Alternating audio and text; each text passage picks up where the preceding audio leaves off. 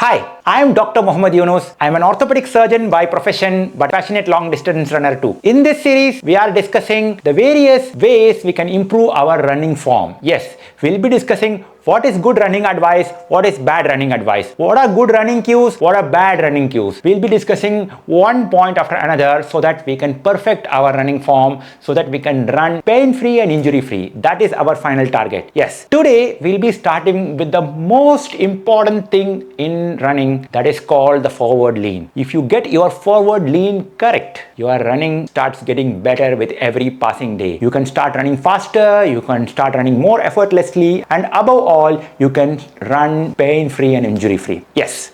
What is forward lean? Forward lean is an important part of your running form. Yes. If you are in any speed sport that involves moving forward, be it running as an individual sport or as a part of triathlon, or if you are cycling, or if you are swimming, or if you are skating or snowboarding, in every little sport that involves forward motion, you need forward lean. The more you have forward lean, the more faster you become. You would have noticed this more markedly in cycling. If a cyclist leans forward, he's getting faster.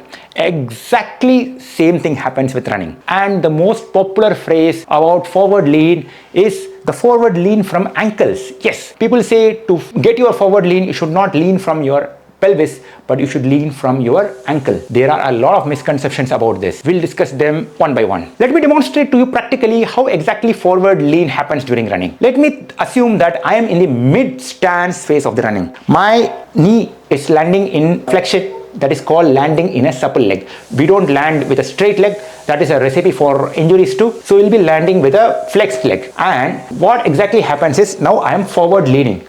You can see that my entire body from pelvis upward is ahead of my foot. My head is in front of the pelvis. My pelvis is in line with foot. But at mid stance, I find that my pelvis is jutting out. My buttocks is jutting out on the behind. But as I move forward, what happens? As I accelerate towards from mid stance to toe off, I go forward. So the more I have forward lean from the ankle, the more faster I become. That is exactly what forward lean means. People assume that forward lean means our entire body is forward and will be falling forward like this. No, absolutely not. Legs are never straight in any part of the running. If we land with a straight leg, that is a recipe for disaster. That is a recipe for most running injuries. So we'll be having a flex knee, buttock that is jutting out behind. From the trunk onwards up to the head, it's in a straight line, and I am now in forward lean. As I move forward, now I make the acceleration phase of the running. Yes. So if you find yourself with the hip thrusting posteriorly at any part of your running, in a race photograph, or as you run, if you see your image in a shop window or in a race photograph, do not be bothered. At mid stance, the pelvis is supposed to be there. It's supposed to be in line with the foot. And as you accelerate, you start going forward. That is what you call the forward lean. Then the toe comes off. So having a little bit of buttocks protruding out in the early stance phase is nothing to worry about. It is perfectly normal. It is still a good lean. So what is bad lean? Bad lean is coming from bad running cues. When people start saying you are supposed to lean, people tend to get the lean right in front of the hip onwards. Now you see the pelvis is not in line with the foot, it is behind. And the anterior pelvic tilt that was supposed to be here, you can see that my pelvis, instead of being in straight line, as I forward lean, it is getting an anterior pelvic tilt. That is never achieved when you start tilting from the hip. So that is exactly what we should do. We should not bend from the hip. We should not get the lean from the hip, but we should lead from the hip. Yes, the hip should lead us. A better running cue would be to assume that somebody is trying to pull you from the front of the pelvis forward. So that is one best cue that we can have to lead our running with the pelvis rather than lean from the pelvis and jetting our back out. This is a bad lean. This is a good lean. So the popular running cue called leaning from the ankles is something which we have to understand better. It is exactly not leading from the ankle, because ankle is doing a lot of things during the course of running. It will be in dorsiflexion at certain parts, it will be in plantar flexion at certain part of the running. But what stays the same is the relationship between the head, trunk to the pelvis. All of it should be in straight line, and with the anterior pelvic tilt, we are ahead of the foot. And as we go ahead, the pelvis also moves ahead of the foot. This is something which we have to always consider.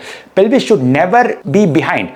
In mid stance, at the most, it is in straight line with the ankle, and as we move forward, it goes away ahead of the ankle. Another important bad running cue that most runners receive is you should run tall. Yes, many runners would have heard this phrase. Imagine yourself to be tall as you run. That is a very bad running advice, because first thing, it's very confusing. You end up compromising on your lean, first thing, so that will decrease your speed, and you end up raising your center of gravity. That leads to more impact and more running related injuries. So that is something you should avoid.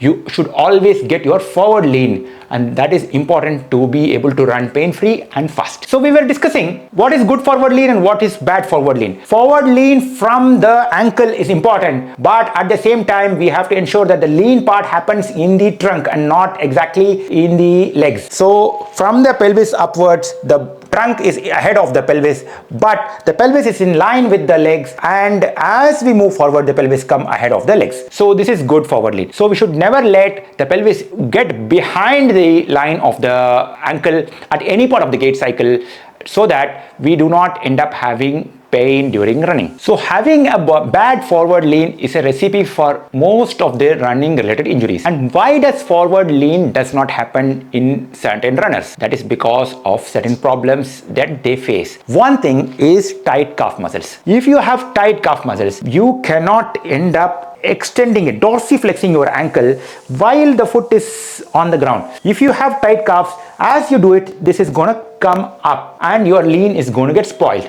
So in order to achieve that lean, you end up bending forward. That will lead to overstriding and high impact running and pain during running. Why does a average runner has tight calves? Because tight calves is a problem of modernity, because human beings have been designed to run around this planet, not to sit in a place and keep working in front of a computer. We are supposed to have straight legs like this and run around. But what happened was, we invented the computer. We put a chair in front of it and we started sitting. This is a big problem. Sitting has led to a lot of calf related problems and hip related problems. And another big issue is the issue of shoes. Yes, most running shoes have a high heel. And what happens with high heel? High heel leads to chronically tight calf, because our ankle always stays at a higher level than the rest of the foot, and the calves go in for chronic shortening. By high heels, I do not mean the stilettos that the women wear. Even the normal formal dress shoes that a male wears is having a high heel, and the average running shoe is having a high heel when compared to the front part of the run.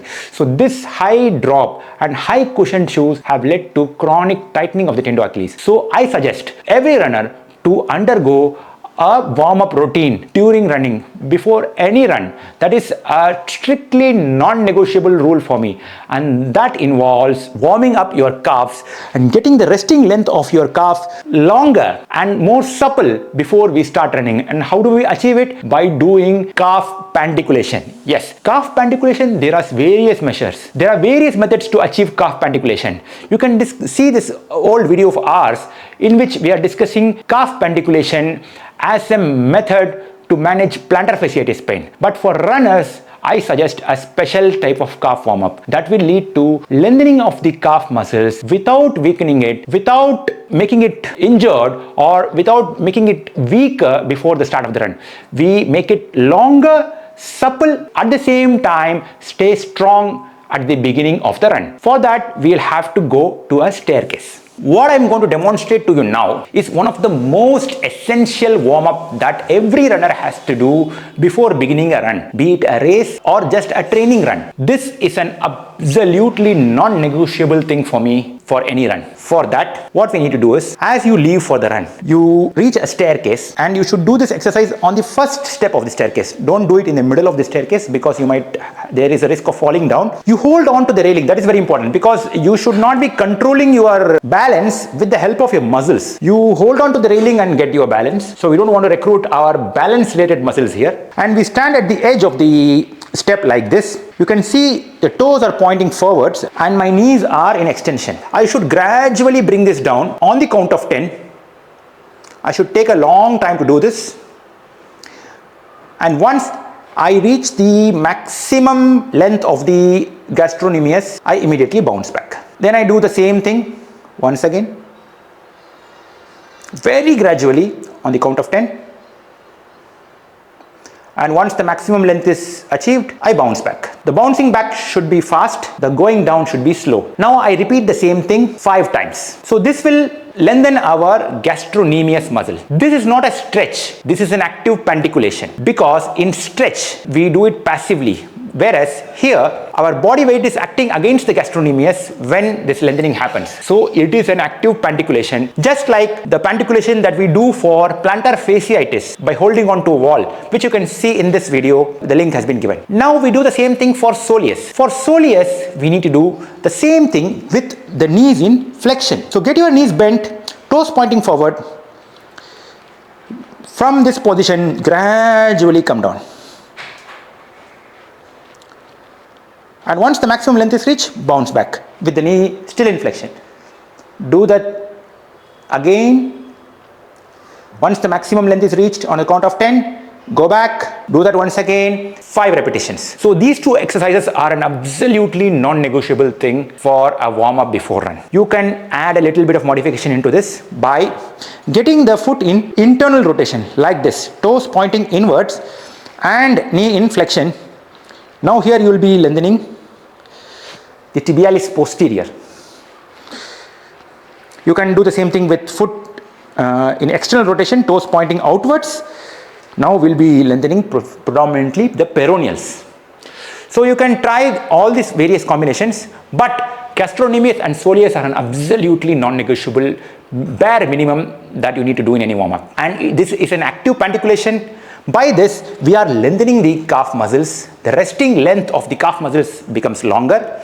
At the same time, it does not make the muscle weak. It maintains the strength of the muscle. In fact, it makes stronger over time. Now we are back from our calf warm-up. Now our gastrocnemius and soleus are having a better resting length now. They are more supple. At the same time, they are strong. Now when we do the forward lean, the tight tendo-Achilles or the tight gastrocnemius and soleus or the tight calf muscles are not going to be a restriction for our forward lean. Thereby, our running form will be perfect. Now when I do this, when I go for the forward lean, if my tendo-Achilles is short, my heel comes off. To prevent that, I keep my heel back in mid stance. For that, as a bargain, I'll have to take my pelvis back. Then my forward lean gets affected, my running form gets affected, my weight transmission gets affected. Thereby, I keep breaking my run at every step, and that is a bad bargain. That will lead us to getting slower. That will lead us to getting more injured. That will lead us to get tired more easily and make our running very painful. Now, having understood that part, let us discuss another most important part, the role that is played by our gluteal muscles, particularly the gluteus maximus, our buttock muscles. Most of us think the gluteal muscles are what propels us along the surface of the earth. That is what is moving us forward, but that is not the case. Most people think that as I am in mid stance, glutei are the muscles that are propelling me forward as I move ahead. That is not the case. What is propelling us forward is the core action. The legs are mere tires of a car, whereas the core is the engine that drives the car. So what is the role of gluteus that is in between these two? The actual role that glutei play here is not propelling us forward, whereas to keep our head forward from the pelvis. Believe it or not, there is a butt-head connection here. Literally, there is a butt-head connection, because the main purpose, main action that glutei do, otherwise called the gluteal recruitment by most runners and running coaches, is to help maintain the entire torso and the head ahead of the pelvis while in mid stance. We are putting around 2.7 times our body weight onto the leg. That is because falling from a higher position to a lower position, and in mid stance we are at the lowest height. Our center of gravity is at the lowest, and at that time, when our head and trunk is ahead of the pelvis, we have no other option but to fall down like this. What prevents us from falling down is the action of the gluteal muscles. So the real role played by the gluteal muscles is not propelling forward, but to prevent us from falling forward and face planting, falling on our face. That is the main role played by gluteus. Once this very important point is understood by us, we will be able to run balanced. We will be able to maintain the forward lean properly. We will be able to do the proper gluteal recruitment here. So gluteus are not doing what we think it does. We all think gluteus means the muscle that propels us forward. This is true only in a small portion of the runs, particularly in steep uphills. In uphills, if you run, you will see that your gluteus are getting fatigued early. You are feeling a pain in your buttocks. That is because you are using glutei to climb up. But that is not the case in level ground or in declines. In those cases, the only role gluteus play is to prevent from falling face forward.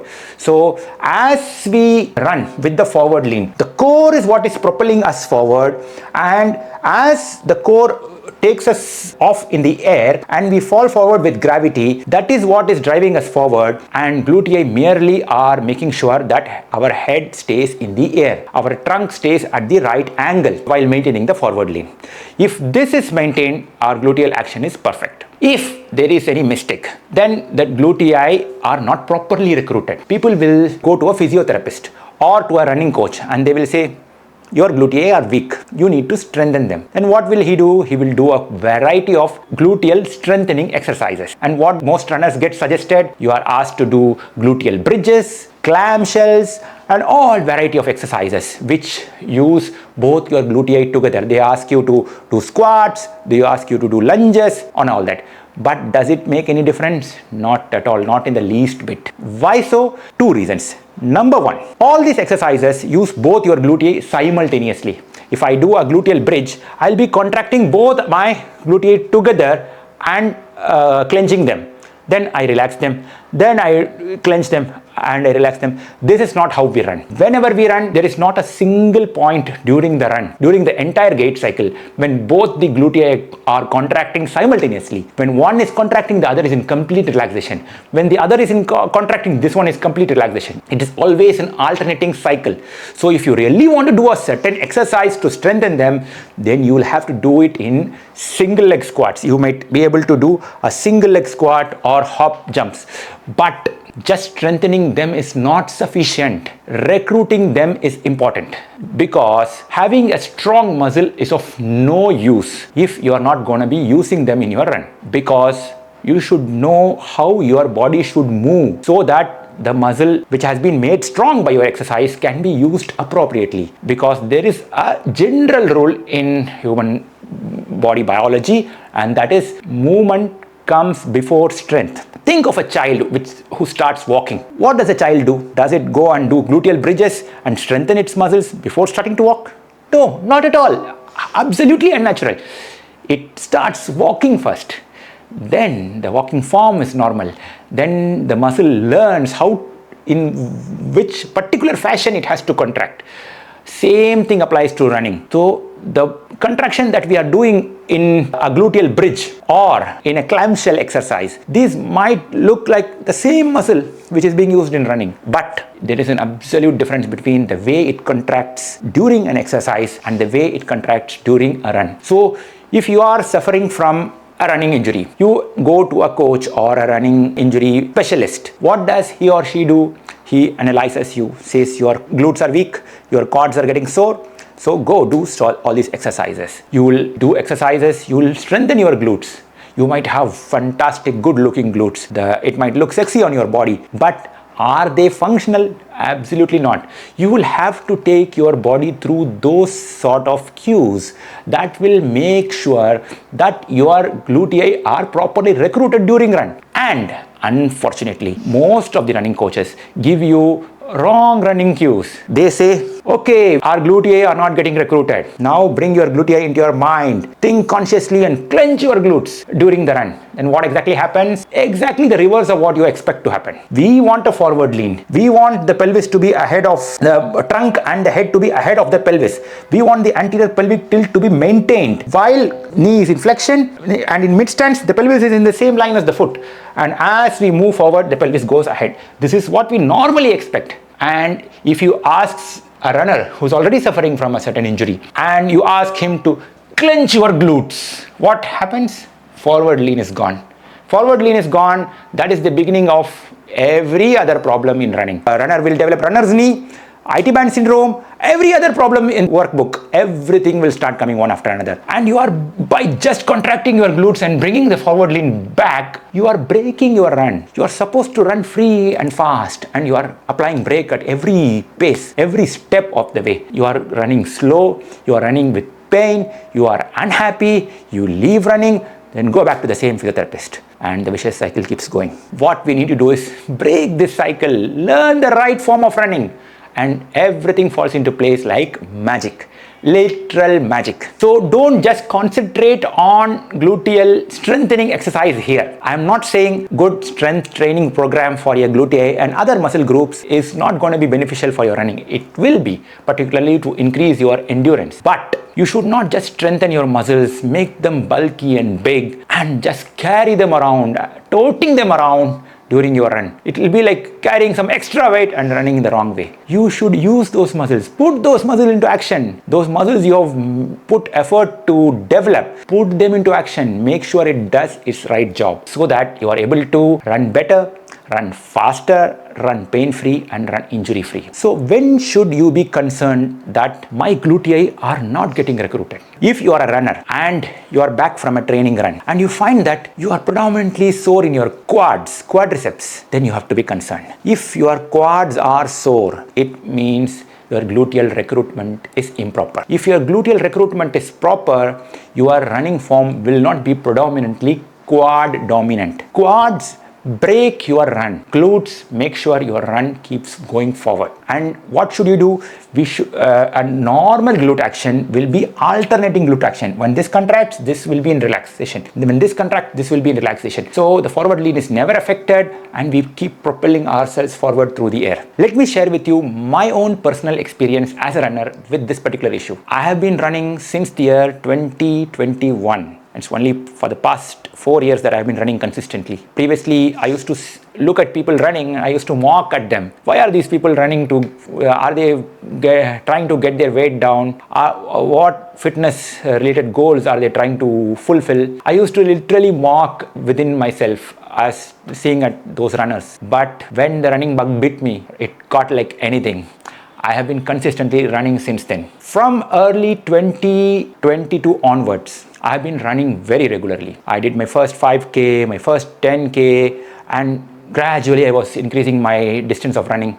I got my first sub 35K, I got my first sub 65K, all along PBs, and I was so happy. Running was working well for me, runners high at the end of every run, everything was going perfectly well. Then I ran my first Indira marathon. That was in November of 2022, and I wanted to run it in sub 4 hours as a target, and I was able to complete it in 3 hours 49 minutes. I was so happy, I was so ecstatic as to what the results I got, and I really wanted to do much better in the future marathons. And I was registered for the Tata Mumbai Marathon in the January of 2023. And guess what happened? Suddenly, out of nowhere, I had my first attack, knee pain in my anterior part of my knee.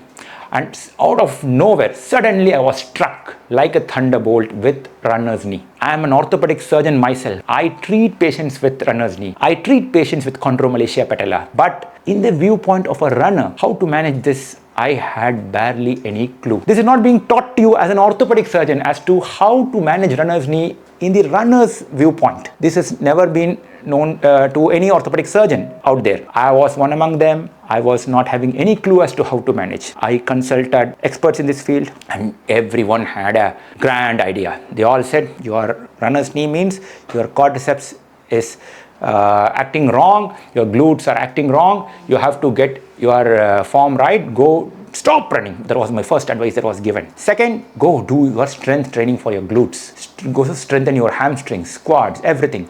And I was asked to stretch my quads. Literally, I was stretching my quads, getting down on the knee and stretching my quads, and no response. I was in pain for almost 2 months. I tried everything out there on the book. Nothing worked. I was not even able to walk properly in those days. If I start remembering those days, it literally brings tears in my eyes. I used to be on hospital rounds and I will not be able to walk well in front of the patient. I'll have to take sham stops just to keep myself from being asked by others, what is your problem with your knee? Then what happened? Suddenly, I started reading up about the basic pathophysiology here. I started understanding what is going wrong. I got my first idea about what exactly is the importance of forward lean in running. What exactly is the importance of maintaining a natural balanced running form. And that was like a light bulb moment for me. And the moment I understood, if you are in forward lean, your pain is nowhere to be seen. That was a real revelation for me. It was the evening of late December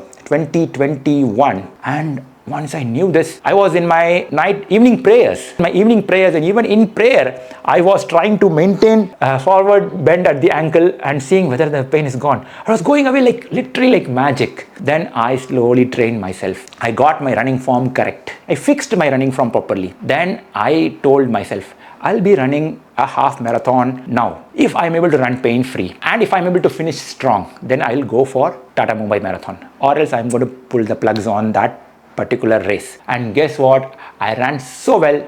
I had finished my target within 2 hours. I was able to perfectly ace that training run. And what happened? I was able to do the Tata Mumbai Marathon. Though I did not got my expected PB, I was able to finish it still within sub 4 hours. You can see the result here.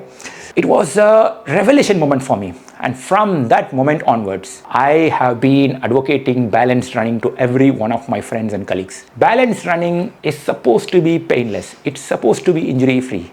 And once you start messing with the running form, be it with shoes or be it with bad running advice, that is where all the problems start. So let us together, through this series, work on each individual aspect. Where all are we going wrong? What are all the ways we can fix the running form? These are the things we'll be working on, and we will make ourselves better runners, happy runners, fast runners, and keep running like we are supposed to be running.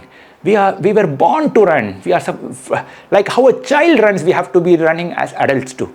So let's together work on this, and we will fix our running form through this series. So that's it, friends. So far, we have covered the role of forward lean, how important is the role of calf muscles in maintaining the forward lean, how important is the action of the gluteus in forward lean, and with these three, I will call it a day for this video. In the next video, we will discuss how to hold our head during running so that our forward lean does not get affected. And we'll also discuss about the very important aspect of running, the core action. So for now, I am bidding adieu. You can go back home thinking about what is the difference between a runner, a pure runner who runs in a race, or a triathlete who again runs looking at the place where he's running, and a footballer or a hockey player. They too run in their grounds, but they look at the ball. They have an eye on the opponent.